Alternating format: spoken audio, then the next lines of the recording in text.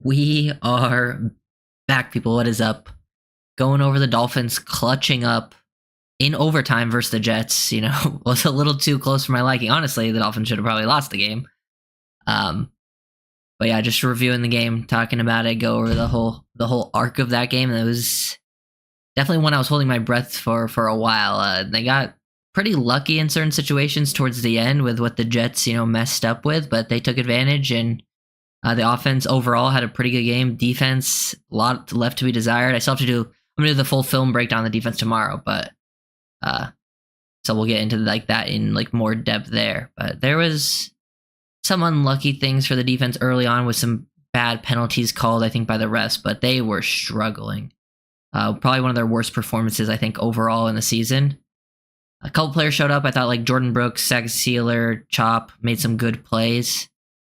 The rest of the defense, specifically the secondary, was not playing super well, or up to par for what we usually want to see. But the offense overall was quite good. I did my offensive film breakdown if you guys haven't seen that.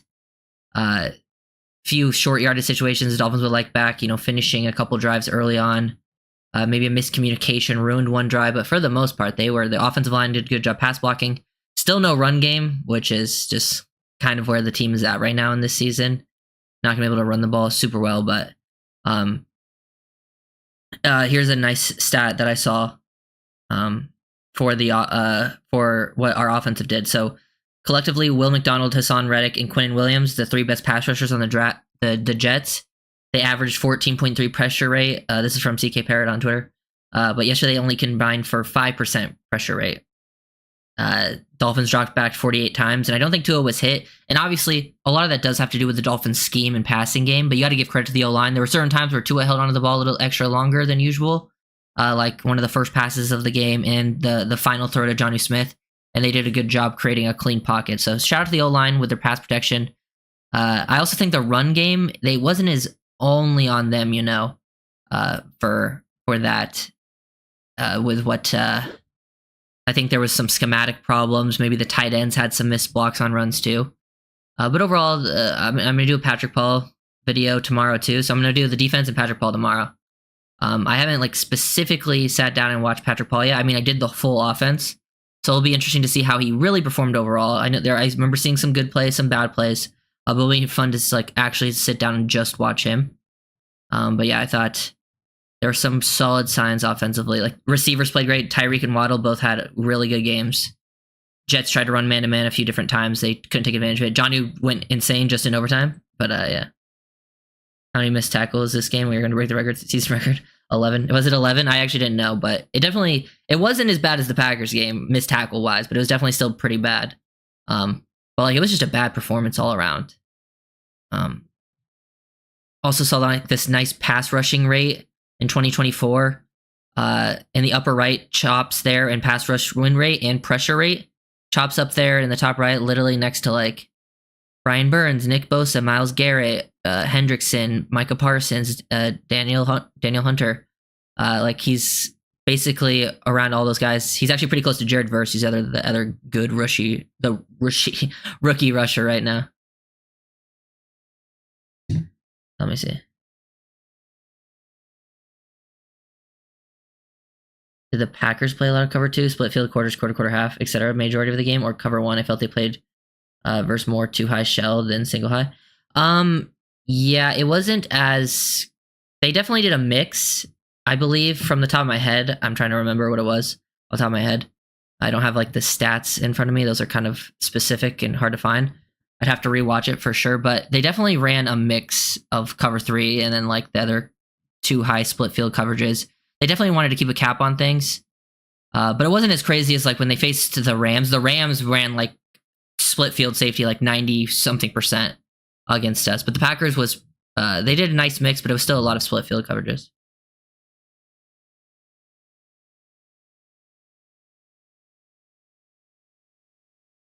But I think they played mostly split field still. I just remember there's a few plays they ran cover 3 off the top of my head.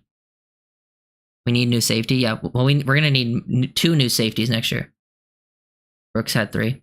Yeah, Brooks had a couple missed tackles, but outside of his missed tackles, he was probably the best defender out there. He was definitely making plays versus the run in that. He had some really good run fits, and was playing very aggressive.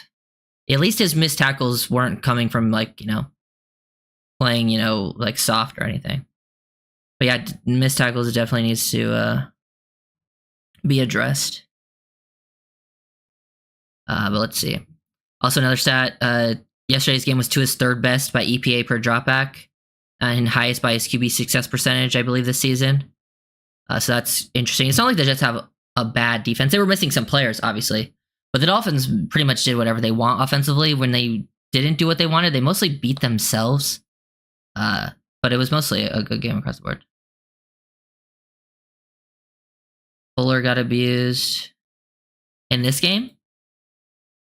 See, I haven't. I still need to do the defensive film breakdown, so I'm not sure. But I remember watching it live. I thought Ramsey and Kohu got beat more than Fuller, but maybe Fuller did get abused too. I'd have to watch again. Would you bring back Holland? Probably not. It all depends on price tag. I think price tag for every player depends, but just what I am guessing he's going to get, probably I would let him go. There's also some poor officiating. I will say the refs hurt the Dolphins defense early on because they did get that stop initially, and then they called Ramsey for a pass interference that wasn't a pass interference. Then they had another one where like Zach Sealer got like a pointless defensive holding call. They had a couple drives that like got extended and led to points, which sucks, but that's the game sometimes, and Dolphins defense didn't do anything much outside of that. Sounding game from Tua, made passes. Yeah, Waddle's been very good for weeks also.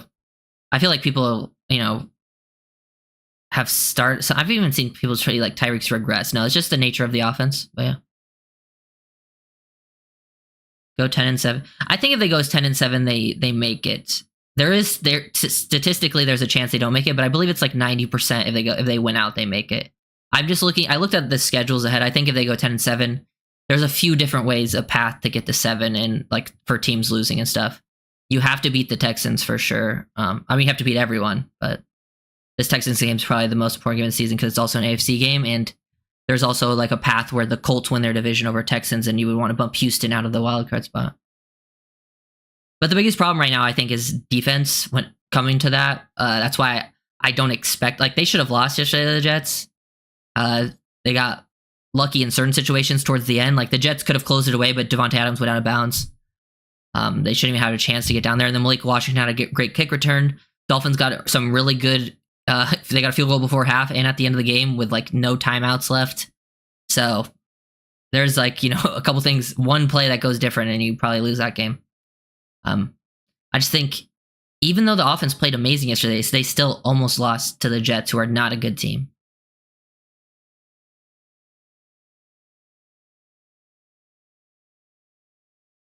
Waddle's been very good the past 3 games. Yeah. Well, teams have been like, they still playing cover 2 and split field safeties, but there's more, they face more man-to-man the last few weeks. And obviously if you get man-to-man, you're going to try to go after Waddle and Tyreek Hill. And if you're getting soft zone, then you're going to be hitting more guys like Jonnu Smith, Devon Achane. And I think it was a good thing, Jonnu was fresh yesterday because they hadn't really gotten the ball, and then overtime came and they just fed Jonnu. Made it for Bills and Cardinals endings. Yeah, it all balances out because like there's the Jaguars game too for the other direction. They probably should have lost that one for week 1. Same with they should have won the Colts game, but just sometimes things don't bounce your way. Sometimes they do. Usually ends up evening out by the end of the season.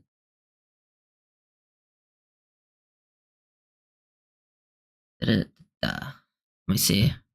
But it's another thing that like the NFL is a very week to week league, man. Like I've mentioned it. If you just look at every game around the league, there's always something surprising happening. There's like the Rams just beat the Bills in a shootout. Dolphins beat the Rams a few weeks ago.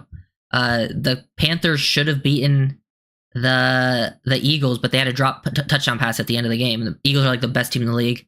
Panthers are one of the worst teams. Like teams fluctuate a lot, so that's why it's like just because you almost lost to the Jets doesn't mean you can't beat the Texans next week because things change rapidly. But it also means you could very easily lose.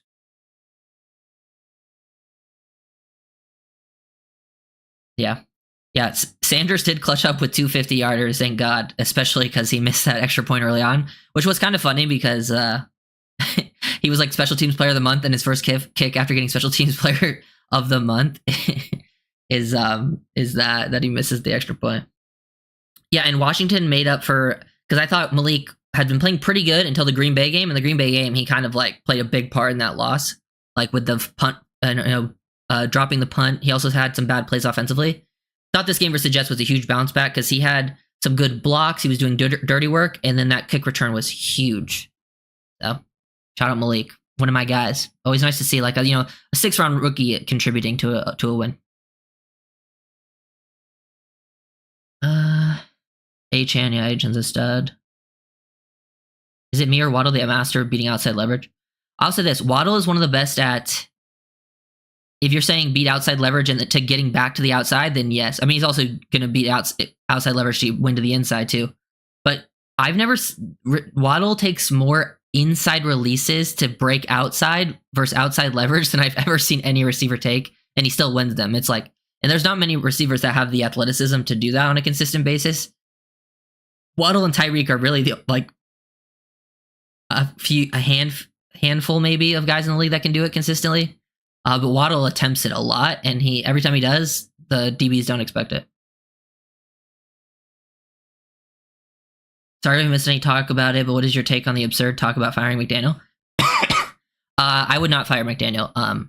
Personally, the only way if the Dolphins collapse at the end of the season and you can tell the team has given up on McDaniel, that's the only way I would be like, okay, time to move on from McDaniel. But to me, it still shows like the offense, which is, McDaniel's department, is still showing a lot of fight, and they're still doing a lot of things good for the most part schematically.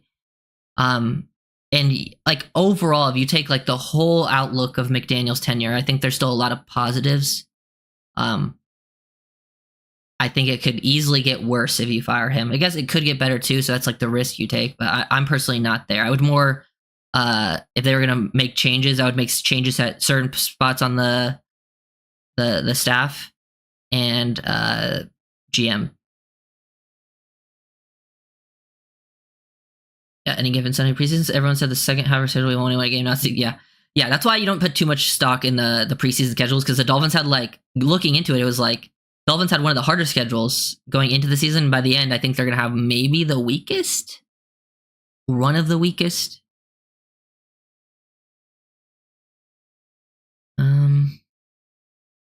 The Raiders almost beat. Yeah, that's just very weak. Yeah, I think the biggest thing with this Texas game going is beating a team on the road with a winning record. Technically, now the Rams have a winning record and they beat them on the road. But at the time, they were even when we beat them, and then they went to a losing record. But semantics. Really, it just comes down to I think it not being played in the cold. You don't want all the narratives against you at once. You don't want the winning record on the road, prime time, and the cold, because that's what the Packers game was. But at least in the Texans game, it'll be, just on the road. And the Texans are not that good across the board. They obviously are not a bad team. They have a good defense for sure, but their O-line, especially their interior O-line, is not good. So I would expect a pretty big day from Sealer, Campbell, even Chop. That's where the battle happens, I think, is how bad can our D-line pressure their quarterback, because that's kind of how I think the defense can have a successful day. And then the Texans have a very good defensive front. Those guys are going to give the Dolphins O-line some troubles.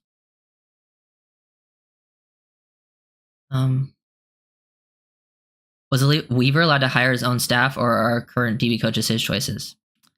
I actually don't know, but I know there was a lot of turnover. They brought in some new guys, but there was some guys that stuck around. So maybe it was a mix. I actually don't have info on that. Yeah, there's this was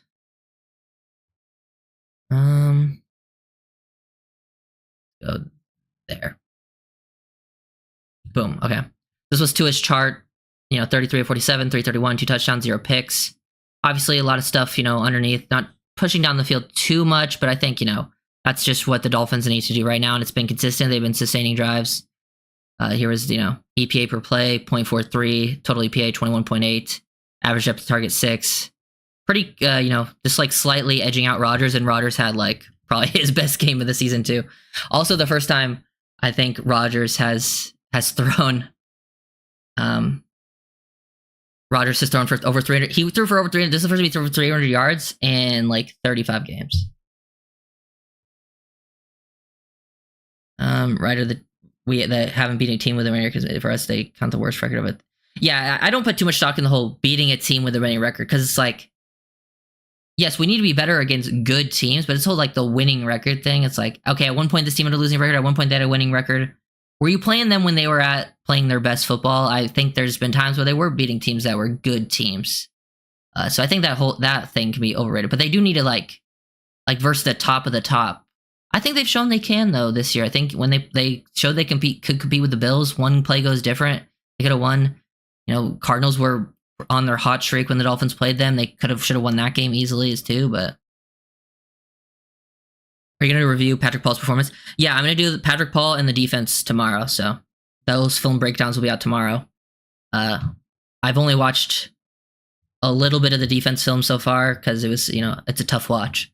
And then Patrick Paul, I watched the whole offense, but I haven't watched Patrick Paul just specifically every play. So I've seen certain plays from Paul, and there was some good, some bad. So I'm excited to get into like the full breakdown for Paul tomorrow. Because I remember seeing some things that were positive.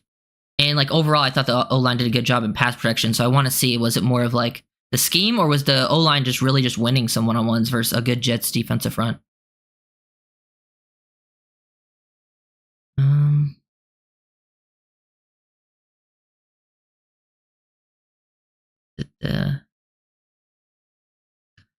Yeah, that was a fun. Also, let me see. I had some other players to talk about. Oh yeah, Kendall Lamb. I thought Kendall Lamb had a pretty good game yesterday. I remember noticing on a lot of positive plays, he was winning a lot of his reps. Probably his best performance that I had seen so far this season from Lamb. So shout out Lamb. That was needed in this game. O-line. We got to see a lot of rookies play. I think Mo Kamara played in this game some snaps, but it wasn't like too many significant ones yet. But it was nice to see that, like Jalen Wright was getting work. So Malik Washington, Chop Robinson, so a lot of the rookies. Nice to see Jonnu show up in the fourth. I actually thought Julian Hill had some positive reps yesterday too, which is a nice sign because he's been, one of your worst players on the team that like plays significant snaps. But he had some good positive reps, like, on the touchdown run, he had a nice run rep. Had some good plays. Had a nice catch that he got upfield, fought forward for yards too. So it's nice to see positive plays from him without any like major negative ones, because he's been having a lot of major negative ones.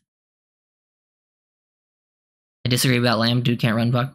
Yeah, but yesterday I don't think he was any major problem run blocking. Like at least from what I was watching, it was like he's had games where he can't run block, but like yesterday he was doing his job pretty much across the line.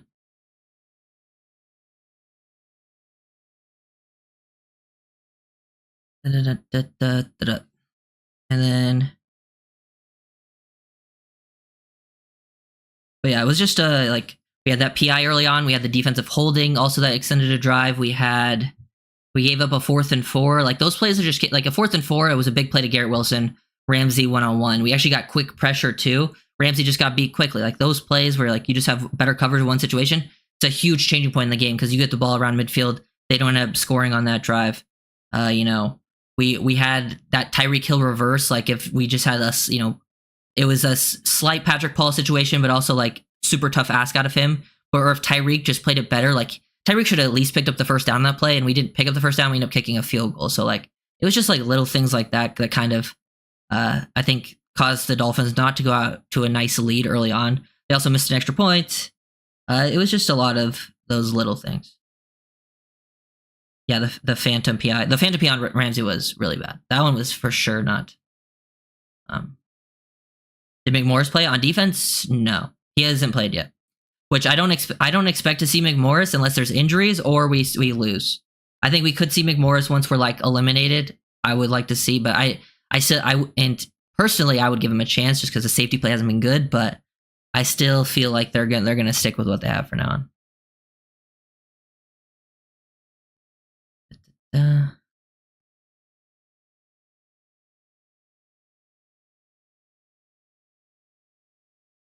How important will it be to generate pass rush pressure? Yeah, well, I actually have a pretty good feeling that they can, because the Texans O-line is bad, man. like especially their interior. So like I feel like they can get after Stroud pretty quickly. And Stroud has not had his best season. He's been much. He's had a sophomore slump, I would say. Like he still obviously has his talent and skill and can make some plays, but it's not been great for him. And I think a big part of that has been their O-line struggling. If you can slow down Mixon in the running game and get after them, and you can have a pretty nice chance to get him down. And I have pretty good faith. Like if there's any group that I have some faith in is in a true pass situation, I have faith in Chop, Sealer, and Campbell to like kind of get after the quarterback. Not having another edge out there that can get pass rush pressure hurts them, but I think those guys against this team is kind of where the defense can actually make something happen next week. Because if they make something happen up front and actually win and like they don't get out schemed or anything, that just helps everyone on the back end in coverage because there's less time. It helps out the DBs. Yeah. But we'll see. They're coming off a bye though, so they got an extra little week of preparing. Yeah, they have Nico Collins back in. That's that when they didn't have Nico Collins, that definitely hurt their offense. That he's their biggest playmaker at receiver. Tank Dell is also a good player. They have some pretty good receivers. No Diggs is out for season for them. So they have nice weapons to work with. It's just their O-line is pretty much what holds them back. They run a lot on 2nd and 10. I've noticed that. Like if they're like 2nd and 10, they will hand that ball off to Mixon. So that's something to be prepared for, because you can keep them in 3rd and long situations. The one hold on Chop was insane. Yeah. It was like 3rd and 2, right? We forced him to a field goal. He still almost got the strip.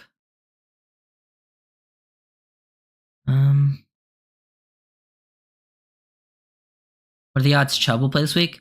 That would be big. I mean, he did practice this week, all limited. I'm trying to think back to like all the people that came off IR. Usually they had a couple weeks of practice before they came back. So I think there's a chance, but I would put more money on maybe another week if I had to. Like if they beat the Texans, then I think he would come back. But I guess there is a chance he could come back. Like I haven't heard anything about it. He practiced all limited, but it seemed like with other players, and Chubb's injury has been more long-term and he hasn't done much practicing. I imagine they're gonna, not rush him back or anything. But that would be huge. If he can come back and be like, 80% of what he was, like that'd be great because he'll clearly give you more than what Ogba's giving you. And it just helps with the rotation too, because they don't play Chop a ton on early downs, especially versus the run. And then once you have like serious pass situations, you can have Chop and Chubb on the field with Sealer and Campbell in the interior. It was also interesting. The Dolphins did a lot of different stuff this game on 3rd downs.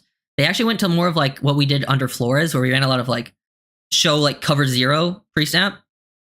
You show cover 0 pre-snap, and then sometimes you stay in cover 0, or you drop people back. And that's actually worked against Rodgers this season. Like you've seen him struggle against that type of defense at times, but it didn't really work for the Dolphins when they tried to do it in this game. Like I respect trying mix things up, give him tough looks, make him quick decisions.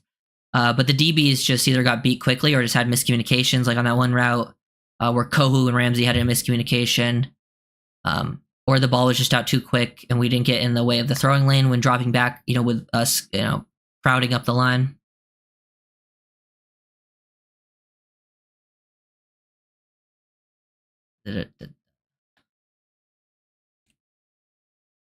Chubb's injury guarantee. Yeah, that's also a reality.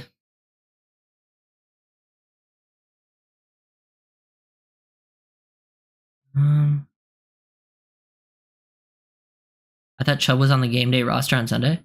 I don't think he's been activated yet off of IR or PUP, whatever he's on. Because he was practicing limited this week, but until like he's been they did like they opened his window. What was I about to say? They opened his window, his injury window. I almost said windowy. They opened his like practice window, which is like 21 days, and this was his first week of that window being open, I believe. So once they activate him off IR, then they'll have to move someone on.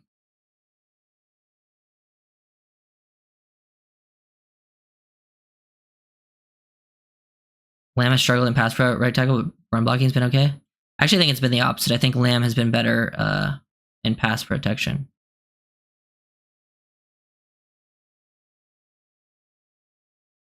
Fins need to get it. Yeah, I've seen a lot of people. I've gotten a lot of comments about Dylan Gabriel recently, the Oregon quarterback.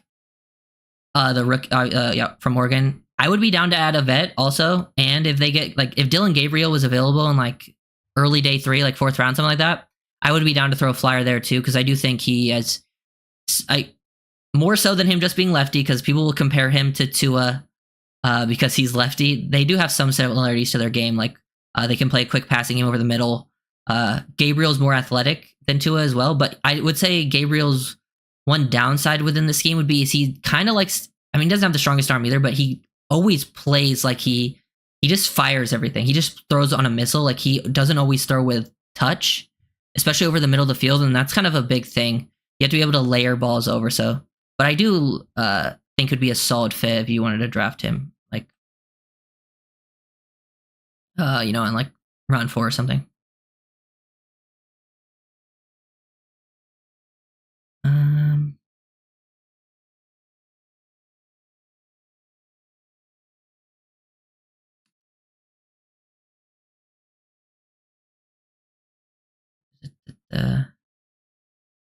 Yeah, it's at least, I mean, hey, QB position, obviously you have the concerns health-wise, but as talking play, he's been playing at probably the highest level I've seen. I still get comments like that are pretty negative about it. I mean, I don't understand how, like, and I'm not saying you can't have concerns. Like, there are parts of his game that, every player has their weaknesses, but it just feels like certain people only talk about that stuff, and it's always weird to me that we can't, mention both the positive and the negatives. But when it's mostly a positive game, I'm going to mention mostly positive stuff. But yeah. Yeah, I'll probably do videos on this week. I'll have Patrick Paul next, Dolphins defense, and then I'll figure out who else I'm going to do after this. Might do another chop, maybe Jordan Brooks, maybe Malik Washington, maybe some other old linemen. I might do Kendall Lamb and Liam Eichenberg because I haven't done a video on them in a while. Yeah, we'll look at it.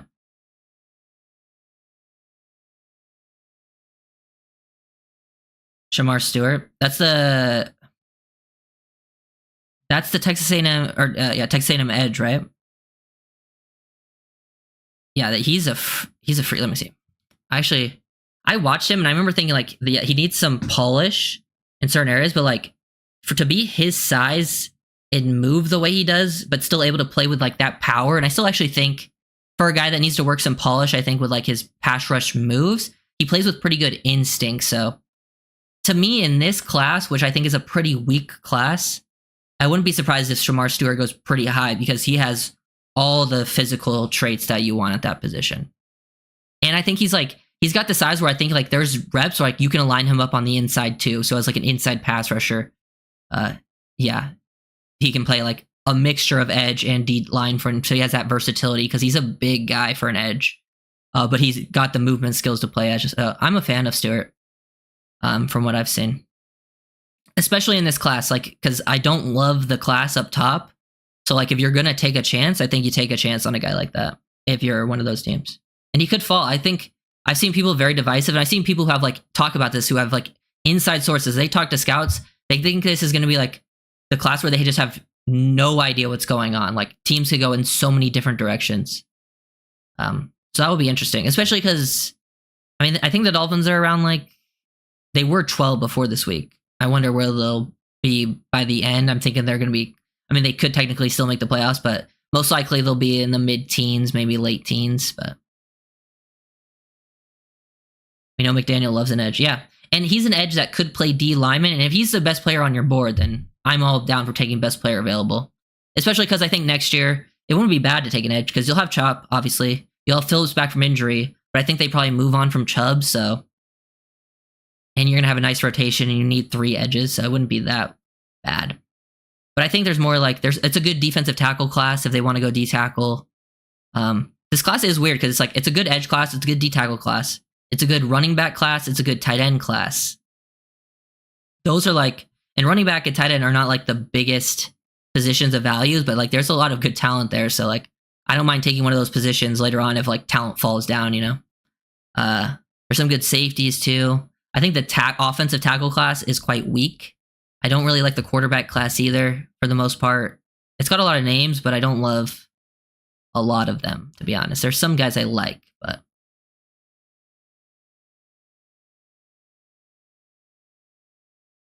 have you considered publishing your own draft guide? I have considered it before. I think it's just, I mean, that's a lot of work. And like, I really like just like, basically my videos are my draft guide, you know? So I think this year I'm going to do like a mix. I think I'm going to have like a Google Drive where I'm like, I put like cut ups, I put like my notes, I put like strengths and weaknesses, I put some scouting reports in there. I put some videos in there too. Just have like a nice Google Drive that like, maybe if people are like members or something, I can, you know, they have access to the Google Drive where they can see all like the draft stuff that I do. So, or something like that. I don't know, but I don't think the draft guide, people that do draft guides, I mean, shout out to them because that's like an insane amount of work I see them put into that. But kind of like making videos on players more.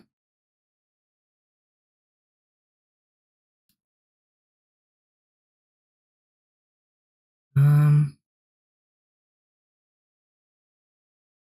think you're thinking of Skeleton. No, they're both on Texas A&M. They're both big players. They're both like big edges.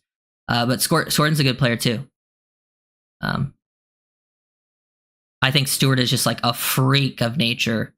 Or I think Skorton also has some problems too, but he's a little more polished than Stewart is. But I like them both. Yeah, I would definitely like the safeties. I think safety should be in play at any part of the draft.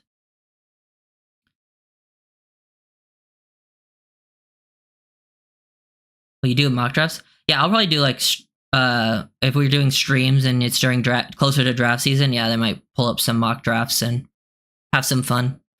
I think last year, who did I have? I think I had the Dolphins taking Jared Verse in the first round, right? That's who I was guessing they were gonna take. I mean, that was close. We took an edge, but Verse just went 2 picks before. I imagine if Verse was there, they probably would have taken Verse, but who knows? Oh yeah, Jonah, the Arizona tackle.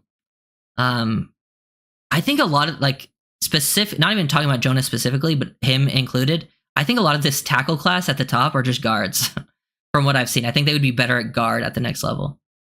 Which isn't a bad thing for the Dolphins because they need more guard help than tackle help. So maybe they just take a guy that has played tackle in college, revert him to guard, and if they ever need tackle help in the future, he can bounce back out. But I don't know. I still have to watch more of the O-line class. I've seen a little bit of Jonah, but I think he's more of a guard.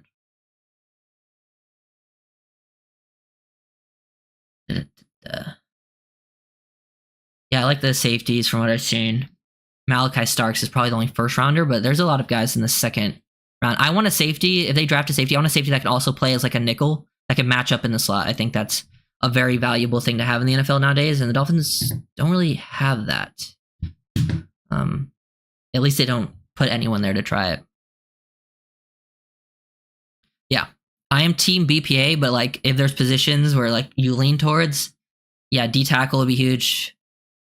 DB always.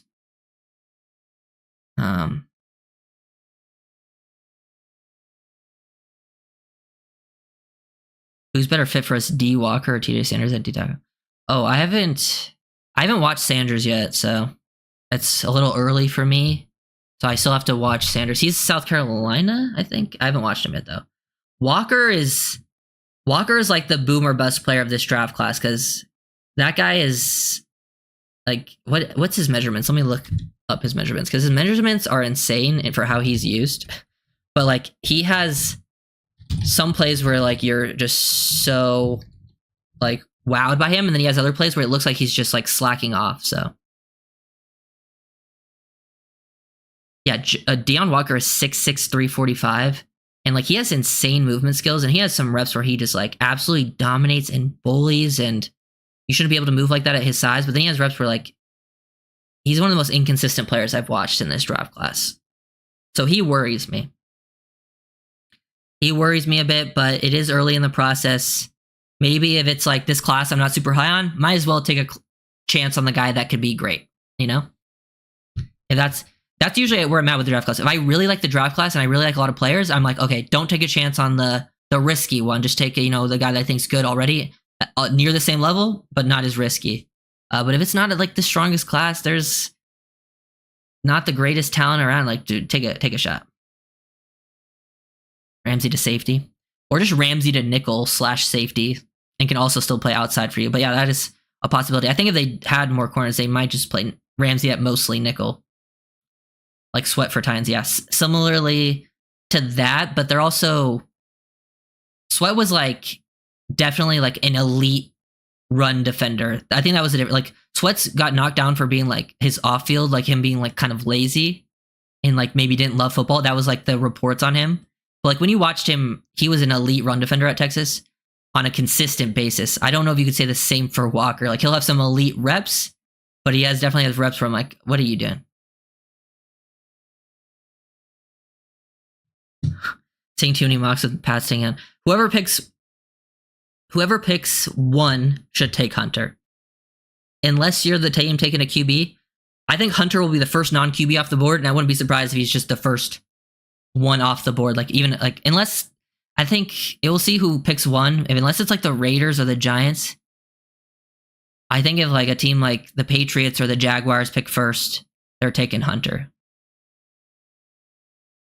Or I guess they could trade back as well. I also don't see too many QBs going high.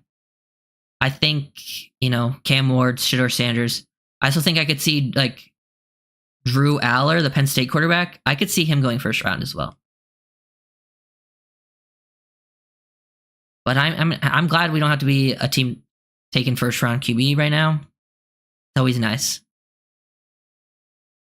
But I'm excited. Like once the Dolphins lose one more game, I'm gonna go just like fully into draft season because then it's like, the season's basically over. So, but I will still be like obviously watching all the Dolphins stuff and still doing Dolphins videos. But I'm gonna like get super into draft stuff and like watch all the players, start making draft breakdowns, posting them, doing more streams that are draft related, that stuff. This is a week QB class, yeah. And I think some of the guys that people might think are going to declare will go back, as they should. They should go back. A lot of those guys should go back. It'd be good for them, like Milroe, Nussmeier. They should return. Gives them a better chance to make a name for themselves. But yeah.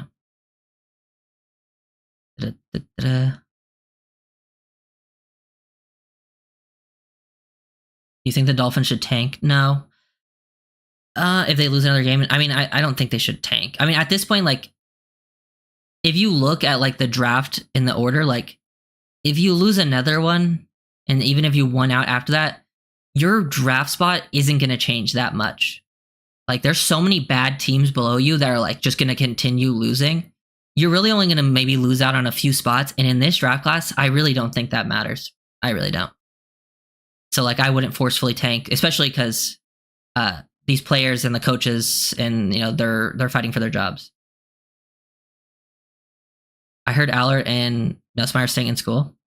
I know I've definitely heard Nussmeier. I haven't heard much about Aller, but actually I don't think it'd be bad for him to stay, but I think he's shown enough, and in this weak QB class, I actually think it might be smart for him to go, because I actually think it would be his best chance of going out. But I do think another year would probably do good for him as well, because he showed a lot of improvement this year. I was not a fan of Drew Aller last year, but he looked good this year. But if there's one of the guys that I think has a chance to come out that could go first round, I think it would be him. But it's definitely a good move for a lot of those guys to return, especially with NIL, because a lot of guys used to declare just for like money purposes. Now you don't have to do that, which is, good for them. I think wide receivers solve with a draft pick in the mid rounds and a free agent that can help with blocking. Yeah. I just saw someone. There's this guy who I follow on Twitter. He posts a lot of drafts. Daquan Felton is the best run blocking receiver in the class. I think he plays for Virginia Tech, and he's 6'5", 221, and runs a 4.42. I haven't really watched his film, but like just watching the blocking clips he posted, that guy was out there blocking, and he has some size. So maybe, I don't think he's a top draft pick or anything. So picking up some guys that can go out there and block at the receiver position and be, at least have ball skills to catch at the catch point. But there's some good size mid round receivers. There's also some guys who maybe aren't that big that I like a lot. Like I like Xavier Restrepo a lot. I like Tez Johnson a lot. It's just, and those guys would be good scheme fits, but they're also kind of like redundant to what the Dolphins have. I like Mika Egbuka, the Ohio State receiver. I think he'd be a good fit for the Dolphins, but he's not the biggest guy either. He's not super small-ish though either, but he can block as well.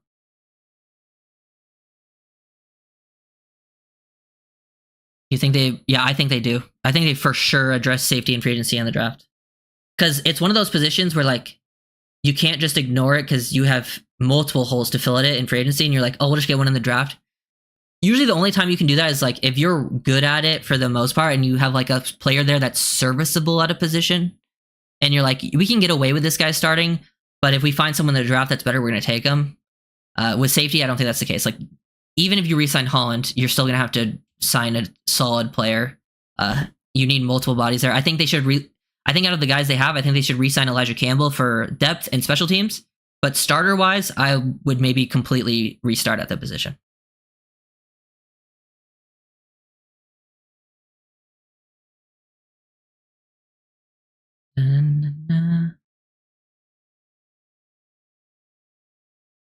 Yeah, I would love to see McMorris. I would.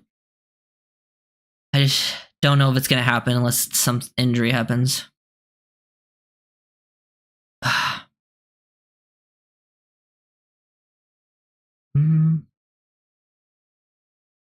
Julian Blackman, free agent Indy. I don't know how he's played. I remember watching him coming out of Utah, I believe, as a prospect, but I haven't watched him in Indianapolis, so it'll be interesting. Yeah, I think Restrepo would be a really good fit in this game. And I like Restrepo a lot. But, and I'm never going to say no to drafting good players. It's just, if they're going to go after receiver, I'd probably go for a different body type. But Restrepo's, that guy can catch the ball too, which is a big thing. Usually when it comes to like maybe smaller receivers, a lot of them struggle at the catch point, especially in contested situations. Restrepo does not have that problem. And he's also just a very smart player. I think like Restrepo, Tez Johnson's another one who's very small, but very explosive. He gives me Tank Dell vibes. I think he could fit this game if you wanted to get another, like a potential replacement down the line for one of those guys that leaves. And then same for Egbuka, the Ohio State receiver. I think guys that are like smart players, know where to be, can play with like timing, but also create separation. Those are like the guys that fit this game. Two SN's return, he's 4 and 3, he has completed 76. Yeah. He has like insane stats.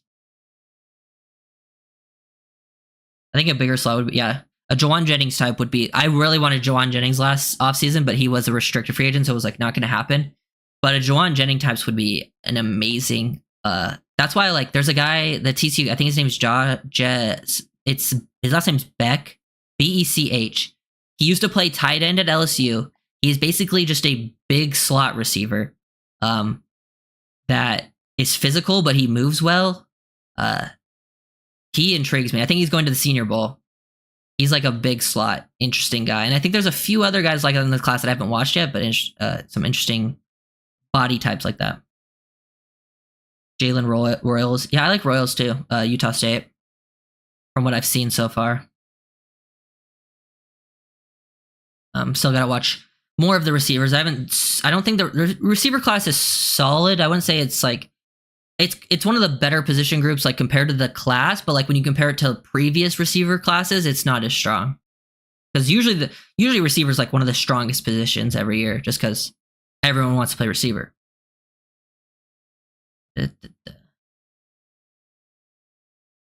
Yeah.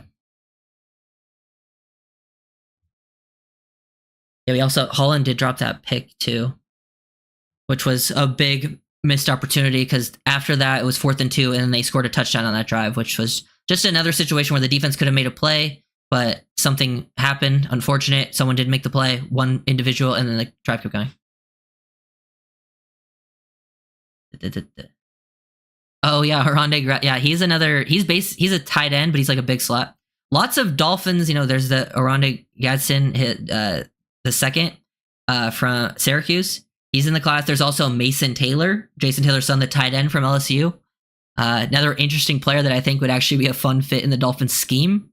I like the tight end. I like Gunnar Helm. I like Tyler Warren. I think guys like Fannin are good from Bowling Green. A lot of good players. Egbuka is different class than Restrepo in my opinion. I think they're different players. I think Restrepo is more of a slot, and Egbuka is a guy that can play slot and Z. I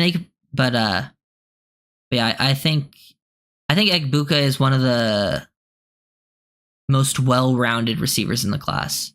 Maybe the safest receiver. I think he's just a good scheme fit.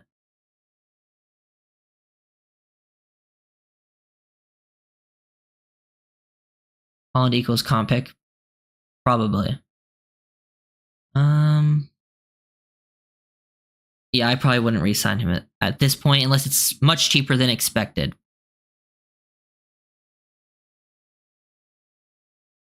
Just joining in, do you think Huntley will be okay next year?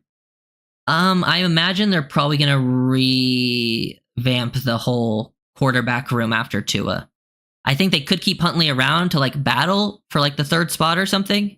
But I think they're going to try to upgrade that second position. Whether that's signing a better veteran or maybe they draft someone that they want to develop into their second quarterback, or both. Yeah, that insane catch. I remember seeing like the highlight clips of that catch that he had. But I'm totally down. I think this tight end class is so good, man. I love the tight end class. Please upgrade at the wide position because Johnny was a great like big slot to have. Basically, your big slot receiver that were missing in the offense is Jonnu Smith. And I think you should still add like a receiver that's a big slot too to that mix. But you need an inline tight end that can block, and it would help out so much. And if they can also be a little bit of a receiver for you, that's a nice bonus. And I think this is the class to do it. And the Dolphins haven't had like a true inline wide blocking tight end that's also a solid receiver in long as I can remember, maybe ever. Like, but I would love to take tight end. First round, probably not unless like you were picking later in like the like playoff position. Because then I think once you're in the like playoff position of this draft class, your first round pick will be a second round talent. I think a lot of these tight ends are second round players. So I would be down like if you get a good talent like tight end in the second round, I think would be like sweet spot. Would you take Malachi Starks in the first round? If he's best player available, yes. And I think there's a chance he would be best player available because you're probably picking mid-teens.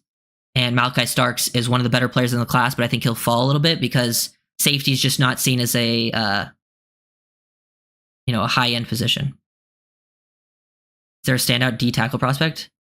The D tackle class is very good. I would say the best of the bunch is Mason Graham, Michigan.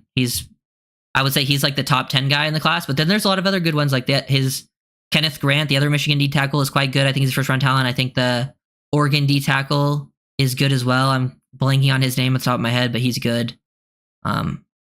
Lots of names across the board. There's like Tyleik Williams from Ohio State. Lots of solid D tackles in this class.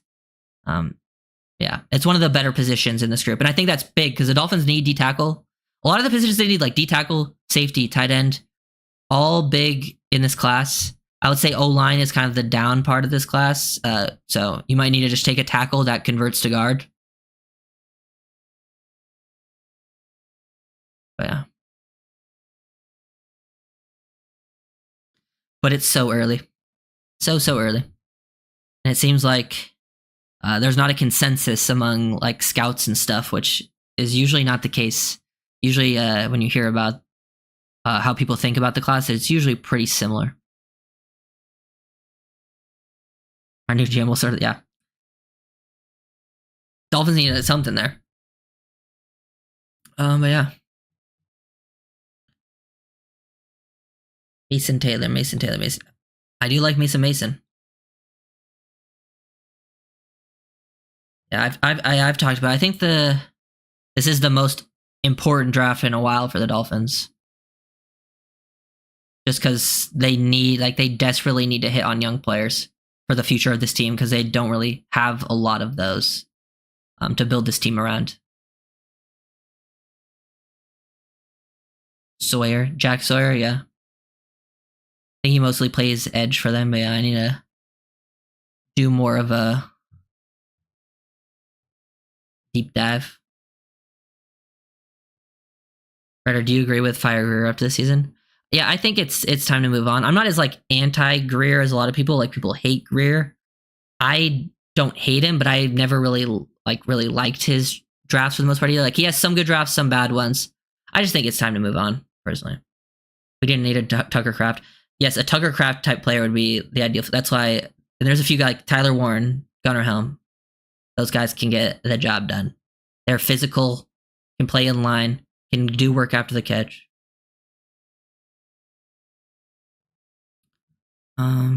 Oh, that's not what I wanted. Am I dropping?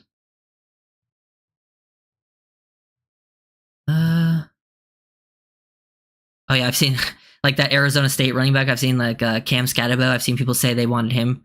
He'd actually be intriguing on the Dolphins. Just like if he was a later round pick, I'd be like, oh yeah, throw a pick at him. He's you could almost use him like he's Taysom Hill, just to pick up, just so you could pick up short yardage because the Dolphins are so bad in short yardage.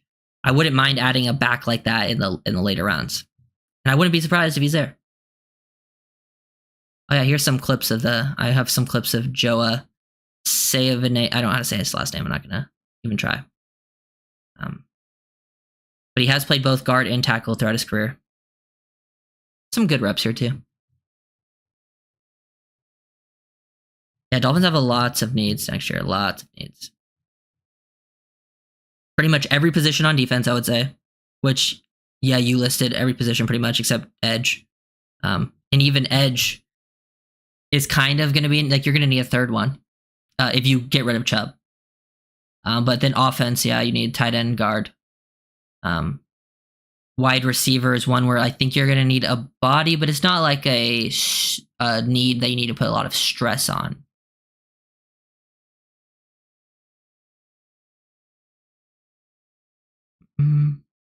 Yeah, get some physical guards. About Javonte Williams with Denver, who's a free agent. That's intriguing. But I don't think he's played that well this year. I'm pretty sure I saw a stat about him last game, and he had like in his last like 15 carries, he had a -1 yard. So I did like him coming out of North Carolina, but I think he tore his Achilles, which really hurts running backs a lot. But I mean, if you got him cheap, I wouldn't mind him as like an RB3. Do you think Wright is going to develop more? I've been noticing poor decision making. Yeah, there has been some, I think, poor decision making from Wright. But I think a lot of it's been blocking as well. Like he hasn't had the best blocking up front. So I'm gonna wait to, decide like all of it until we've seen him with, more chances to make reads. Plus, he never has really worked in like outside zone schemes before. So I have faith in Wright being absolutely fine. Because he's shown like in other games earlier in the season when there was better blocking, like him creating some big plays, making good reads. It's just, I think in recent weeks, it hasn't been the best for him.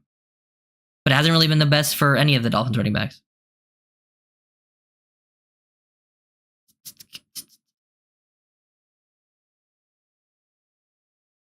But yeah, I think probably going to go watch some Patrick Paul film, Dolphins defensive film, get those clips going, and then make those videos.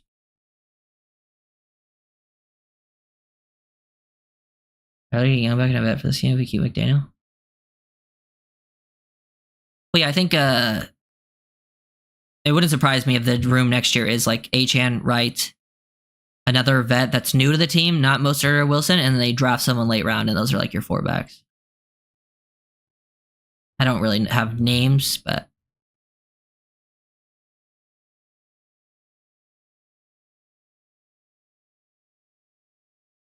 yeah.